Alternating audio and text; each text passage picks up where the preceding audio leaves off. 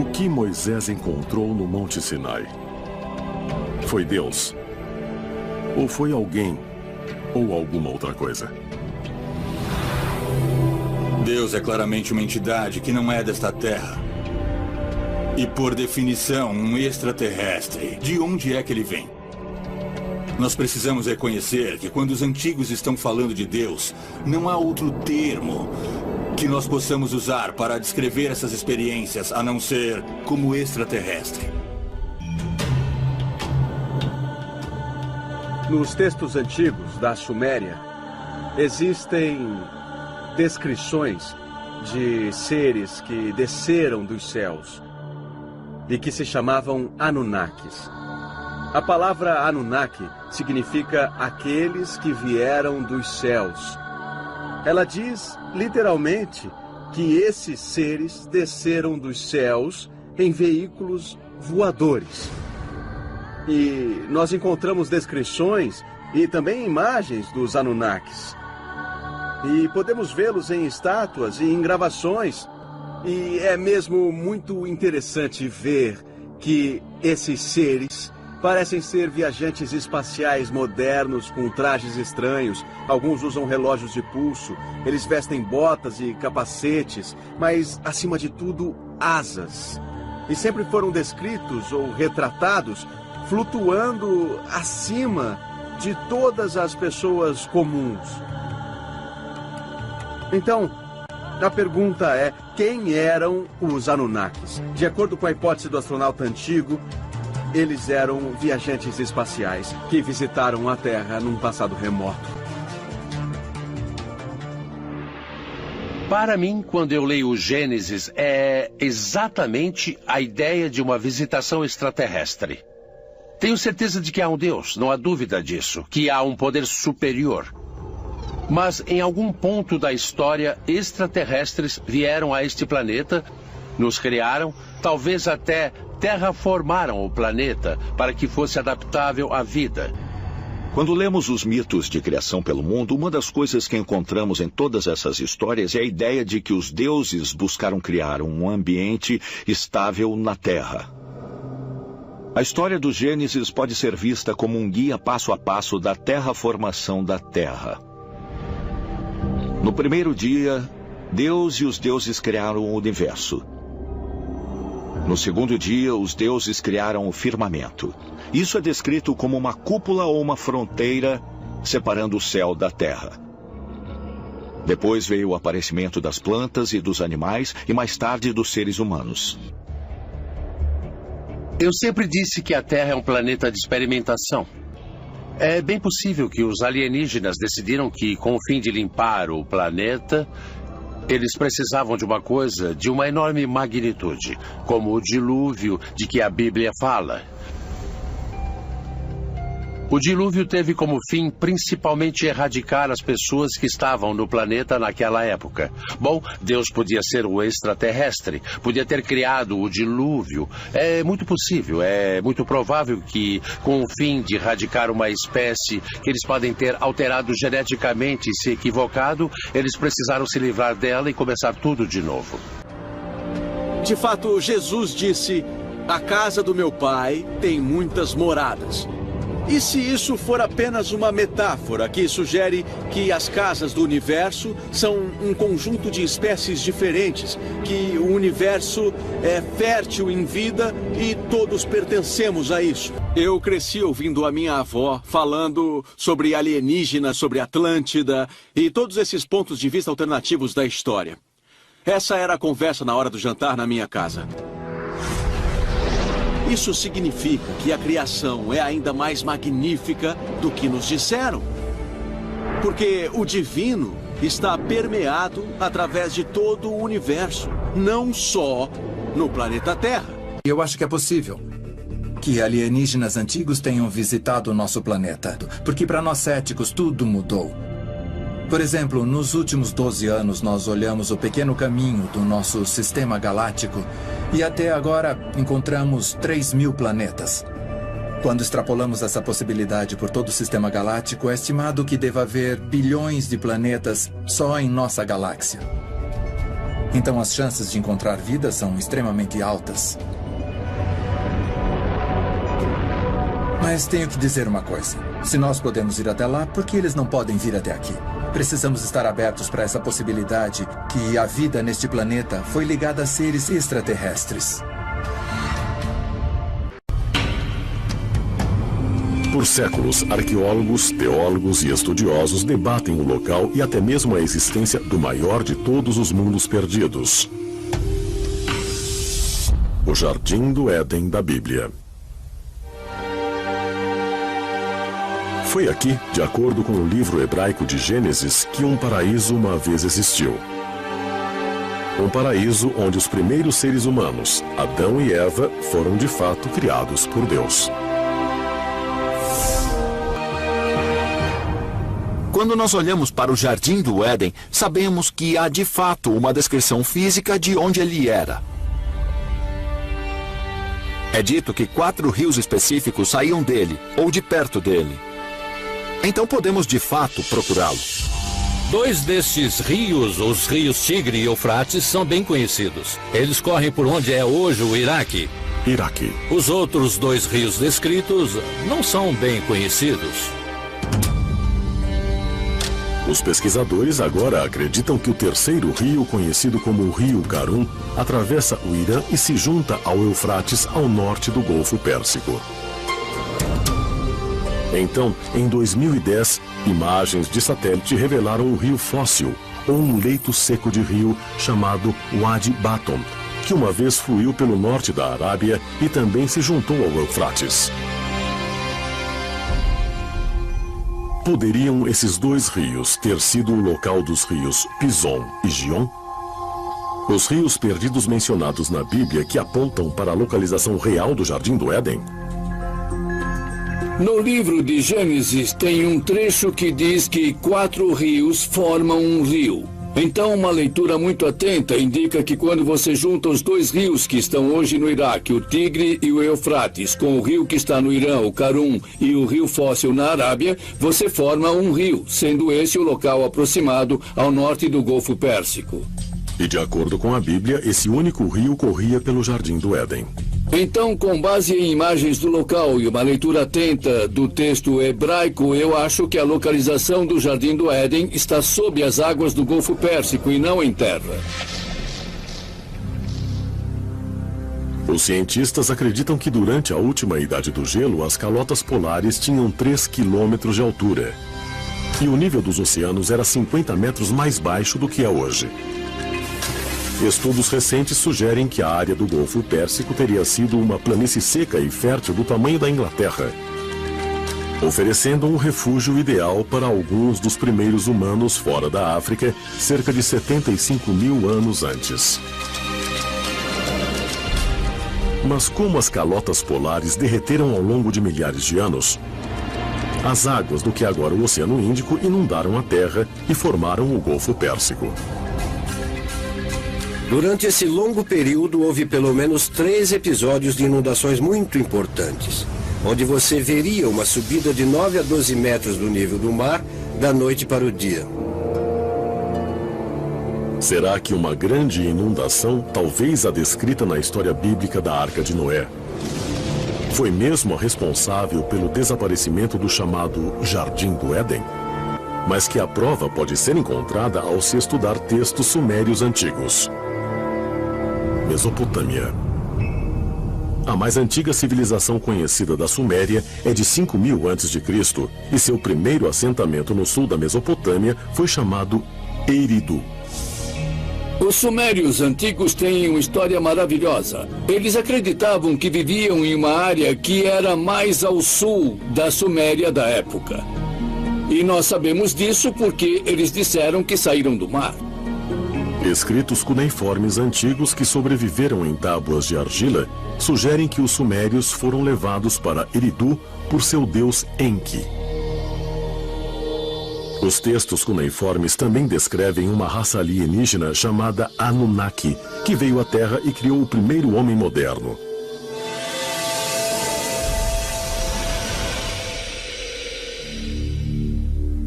Adão, em sumério ou num sumério bem antigo, significa um pequeno povoado rural. Eva, entretanto, não é em sumério. Eva é em árabe e nas línguas semitas significa aquela que dá à luz. A palavra Éden é uma palavra pré-suméria e significa plano. Os relatos sumérios podem se referir a um tempo mais antigo e a uma planície fértil distante, agora perdida sob as águas do Golfo Pérsico. A pergunta é esta: o Jardim do Éden era algum tipo de laboratório onde certas coisas foram criadas por cientistas antigos da época? E se a humanidade foi criada em um Jardim do Éden, então é claro que quem estava criando isso não era um ser humano, era outra coisa. Então é possível que o Jardim do Éden estivesse localizado aqui no planeta Terra? Sim. Mas era uma localização geográfica específica? Não sei, não tenho certeza. Pessoalmente, eu estou mais inclinado à ideia de que o Jardim do Éden era algum tipo de ambiente fechado em algum lugar na natureza. Mas com certeza era algum tipo de laboratório de onde se originou o homem moderno. É realmente possível que os primeiros seres humanos fossem criados por seres extraterrestres no que é referido na Bíblia como o Jardim do Éden? Se assim for, a prova existiu o tempo todo nas tábuas de pedra cuneiformes dos sumérios antigos? Para alguns, as respostas para essas perguntas podem estar na história da origem da primeira civilização da Terra.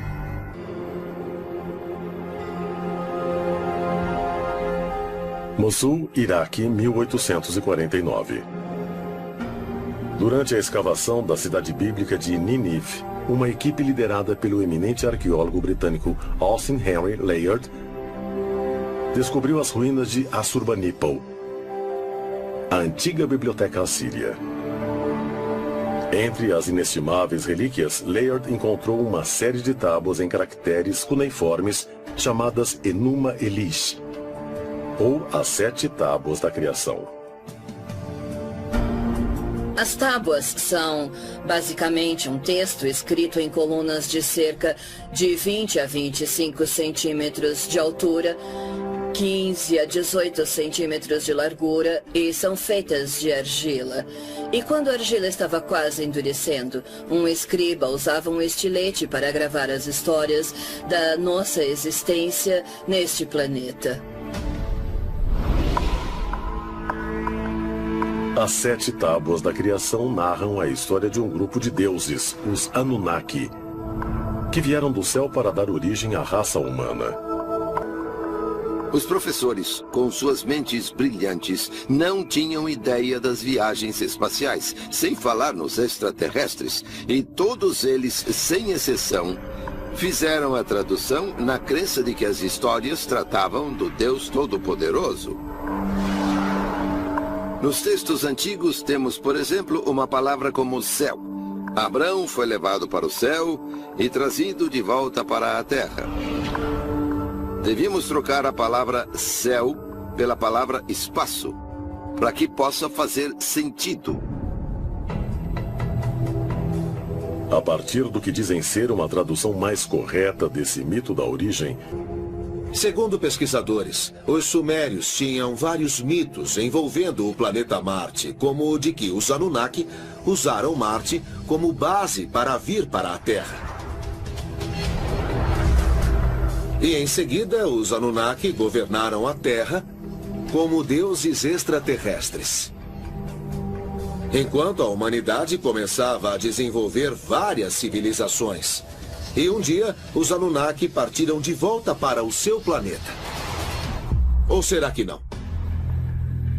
Seria possível que os deuses Anunnaki dos antigos mitos da criação fossem, na verdade, seres extraterrestres?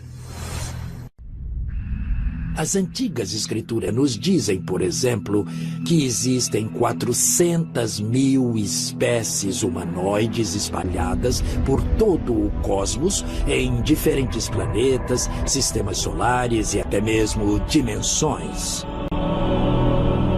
Mas onde estão esses alienígenas?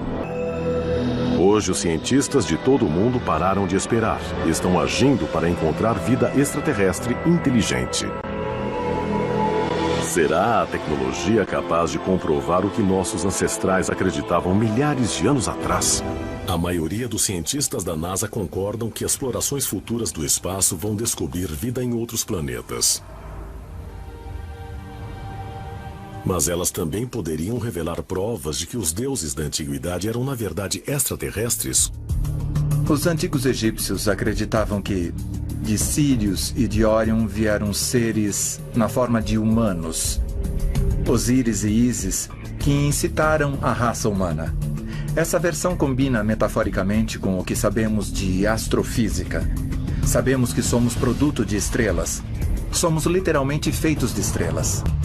Segundo a mitologia egípcia, os deuses desceram do cinturão de estrelas de Órion e de Sírius, a estrela mais brilhante do céu. Sírius e Órion são de grande importância, porque representam Ísis e Osíris, o deus e a deusa de quem a civilização egípcia e, afinal, qualquer civilização humana nasceu. Então, para os antigos egípcios, Osíris era Órion. A constelação era a personificação do grande deus Osíris, que estava sempre acima de nós, nos olhando de cima para baixo e sempre nos julgando. Afinal, era ele a decidir se teríamos a vida eterna ou se seríamos reciclados de volta à massa espiritual para começar tudo de novo. Para os antigos egípcios, era muito claro que Órion se ligava com a criação. Especificamente a criação mágica. Se aceitarmos o que nossos ancestrais diziam, vemos a verdade que Órion representa. E isso tem a ver com a criação mágica. E criação, naquele tempo, se ligava aos deuses. Órion e Osíris eram iguais no Antigo Egito. Os egípcios acreditavam que Osíris iria retornar de Órion um dia. Cada cultura da antiguidade tinha esse conceito de que alguém vai retornar um dia. Ainda esperamos o retorno de alguém.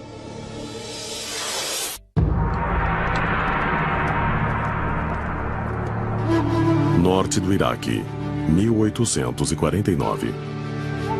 Na margem esquerda do rio Tigre, perto da cidade de Mossul, uma equipe de arqueólogos do British Museum descobre milhares de placas de argila contendo escrita cuneiforme, que eles acreditam terem sido escritas por sacerdotes babilônios no século 7 a.C. Entre as placas encontradas estavam duas misteriosas relíquias que se tornaram conhecidas como catálogos babilônicos das estrelas. Segundo traduções do antigo texto, essas placas descrevem o exato movimento de vários corpos celestes, hoje conhecidos como o Zodíaco. Sabemos muito da história da Babilônia por causa dessas escavações e de terem também decifrado muitas das placas com textos cuneiformes. São textos impregnados de uma visão religiosa da vida e, intrínseco à religião deles, estava a devoção a deuses dos planetas e das várias constelações. Isso é o que se chama de religião cósmica. Segundo alguns pesquisadores, as placas de argila são a prova de que a antiga civilização babilônica recebeu conhecimento celeste de viajantes estelares. Os catálogos babilônicos das estrelas são uma interessante coleção de informações com acuradas fórmulas matemáticas, distâncias entre planetas, conhecimentos esotéricos que uma civilização primitiva realmente não poderia ter. Isso levanta a questão de como obtiveram essas informações e para que as utilizaram. Teriam sido dadas a eles por extraterrestres que eles tomaram por deuses?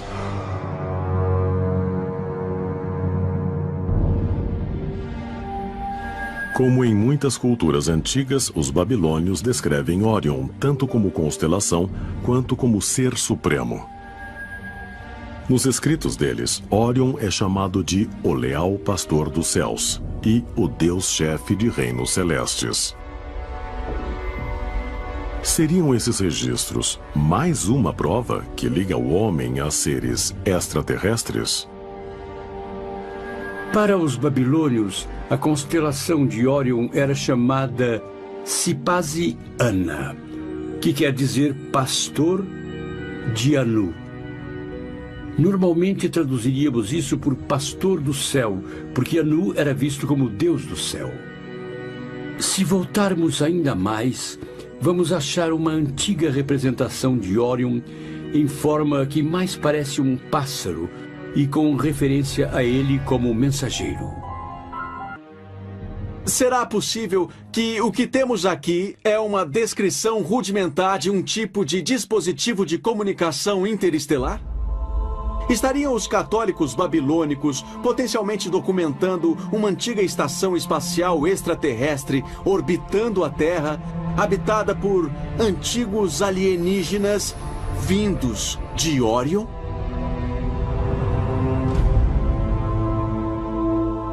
Será possível que os deuses babilônios fossem, na verdade, mensageiros extraterrestres de Órion? Se for assim, poderiam esses visitantes do outro mundo ter criado a humanidade aqui, no crescente fértil, onde a civilização historicamente começou há mais de 5.000 anos? Os babilônios tinham uma forte tradição das origens do ser humano. Havia algumas variações, mas o princípio básico que se acha entre os babilônios é que os deuses queriam dormir muito, queriam comer muito e que ficavam cansados de cuidar da agricultura e de terem de cozinhar. Então criaram um grupo de seres inferiores, os seres humanos, para cuidarem da agricultura e das coisas para eles. Foi na Mesopotâmia que se deu a aurora da civilização. Foi um dos primeiros locais onde os alienígenas vieram para começar a semear a civilização no planeta. E a civilização evoluiu para a Suméria e Babilônica. Se olharmos os hieróglifos sumérios, os hieróglifos egípcios, a história dos maias, se olharmos essas culturas, o que veremos será a mesma história contada de modos diferentes e em linguagem diferente. Os que vieram das estrelas vieram para cá e começaram a civilização humana.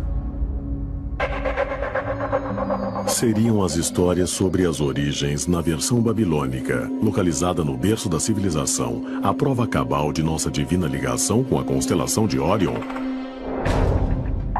Se for assim, haveria uma razão profunda para as estrelas do cinturão de Órion se localizarem sobre o ventre, o lugar simbolicamente ligado à origem humana. Muitas culturas antigas apontam para o cinturão de Órion como um portal da vida. Os maias, os egípcios e várias culturas diferentes parecem se referir à origem da vida e ao fim da vida sendo transferidas ou passando pelo cinturão de Órion. Haveria um tipo de semeadura da vida aqui na Terra e uma conexão com a constelação de Órion. Parece que havia uma consciência geral nos povos da antiguidade. Um sentido de que Órion estaria no coração de nossa galáxia. A próxima pergunta que nós devemos tentar responder é esta. É possível que esse lugar, que é nascedouro de estrelas, também nos permita estabelecer algum tipo de conexão com outras criaturas inteligentes de fora desse universo? Considerando que a nebulosa de Órion é um nascedouro de estrelas, seria possível o cinturão de Órion literalmente marcar o lugar na galáxia onde a vida da Terra começou? E se viemos de Órion, como sugerem algumas culturas antigas, haveria algum meio de fazer nossos criadores extraterrestres voltarem? Quando se veem as correlações entre Órion, o que isso parece mostrar é que nós viemos de Órion, é de lá que vieram os extraterrestres. E se nós tivermos de ir a Órion, o que acharíamos lá provavelmente seria um planeta muito, muito similar à Terra.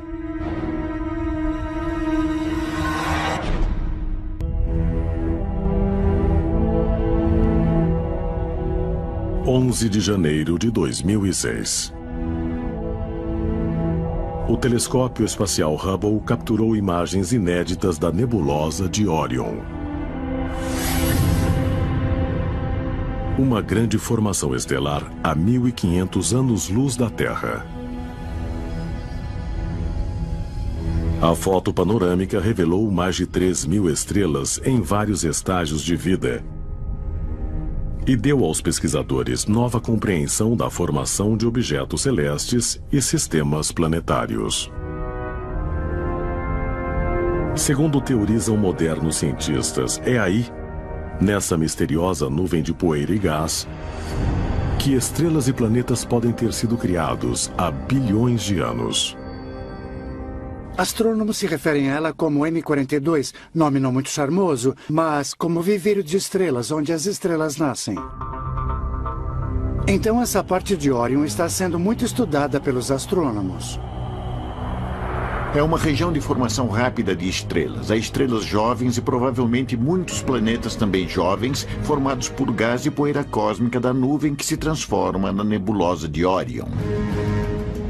Estrelas que nascem, obviamente mostram que certas coisas estão acontecendo no local a um nível que simplesmente nós não entendemos bem. Mesmo com a tecnologia de hoje, viajar a Órion levaria centenas de milhares de anos. Mas não haveria outro mecanismo mais profundo, talvez de fora deste mundo, que tornasse uma viagem dessas possível durante a vida? Nossos foguetes mais rápidos são muito lentos e insignificantes. Estamos falando sobre 1/100º da velocidade da luz, com sorte. Qualquer objeto que lançarmos para fora do sistema solar levará milhares de anos para chegar à estrela mais próxima. Acredite se quiser, mas com 4 bilhões e 600 milhões de anos, nosso sistema solar é um dos mais jovens no universo. Se houver civilizações em outras galáxias, será que são mais avançadas do que as da Terra? Será que estão à nossa frente na capacidade de viajar pelo espaço e pelo tempo?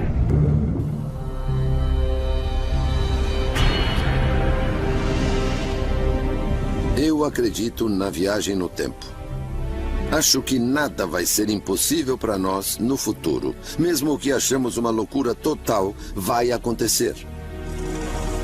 O que quer que os humanos venham a pensar, calcular e até fantasiar, um dia vai se tornar realidade.